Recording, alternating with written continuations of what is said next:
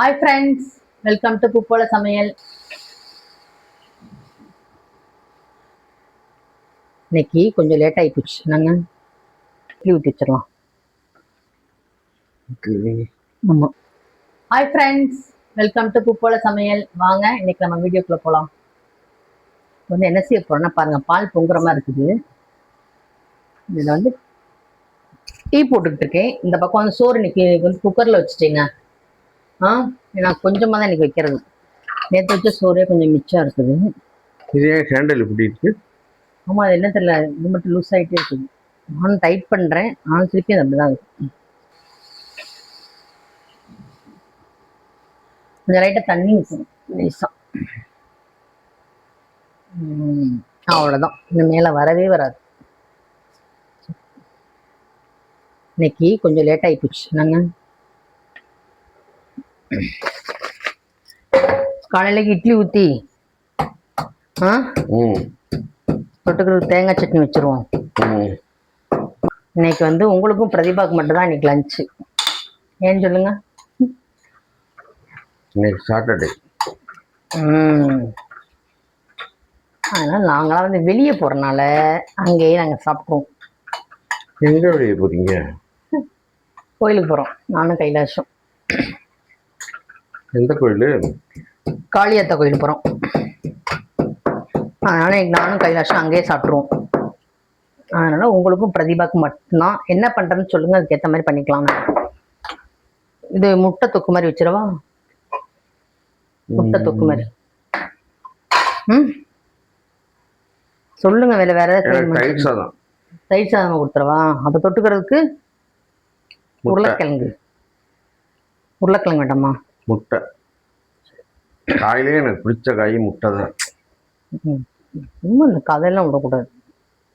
சரி, இப்போ நம்ம வந்து இட்லி ஊற்றி வச்சிடலாம். நான் என்ன நினச்சேன்னா, முட்டை இது மாதிரி வச்சிருவோம், தொக்கு மாதிரி வச்சிட்டோம்னா சோறுக்கு இதுக்கு எல்லாத்துக்கும் சாப்பிட்டுக்கலாம். சரி, எப்படியே பண்ணு. உங்களுக்கு நான் தயிர் தனியாக கொடுத்துட்றேன். நீங்கள் அதை ஊற்றி சாப்பிட்டு கூட நீங்கள் தொட்டுக்கோங்க, சரியா? ஏன்னா பிரதீபா வந்து தயிர் முட்டை சாப்பிடாது, அதுக்கு வந்து கொஞ்சம் காரமாக கேட்கும் ஏதாவது. டீ ரெடி ஆயிடுச்சு.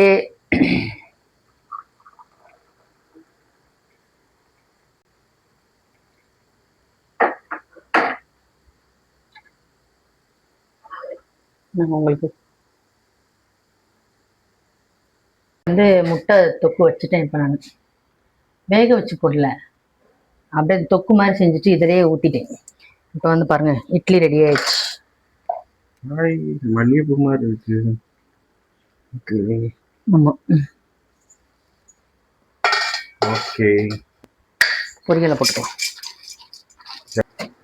எத்தனை மிளகாய் போட? 2 3 போடலாம். கொஞ்சம் உப்பு போட்டுக்கலாம். சட்னி அரைச்சிட்டியாப்பா? ஆமாங்க, சட்னி அரைச்சாச்சு. உங்களுக்கு குழம்பும் ரெடி ஆகுது. லைட்டாக கிண்டி விடுவா குழம்பு லேசா. நாங்கள் வெடிக்கிட்டோம். இது இட்லி வச்சு சாப்பிட்டா சூப்பராக இருக்கும். நாங்கள் தேங்காய் சட்னியோட இல்லை.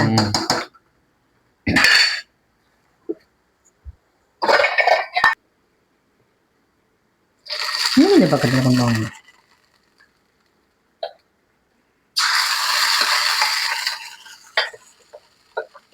சட்னி இப்போ நம்மளுக்கு ரெடி. இட்லி ரெடி. ஆமாம், சட்னி ரெடி. இன்னும் குழம்பு தான் வந்து கொஞ்சம் வேகணும். சோறு ரெடி. ஆமாம், இன்னைக்கு வந்து சிம்பிளான சமையல்னால எல்லாமே கொஞ்சம் சீக்கிரமே ரெடி ஆயிடுச்சு. இப்போ பேசிடுங்க. இன்னும் வந்து இதெல்லாம் வந்து பார்த்தீங்கன்னா நேற்று நைட்டு கழுவி போட்ட பாத்திரம், இதெல்லாம் எடுத்து வைக்கணும். அடுத்து லஞ்ச் எடுத்து வைக்கணும். சோறு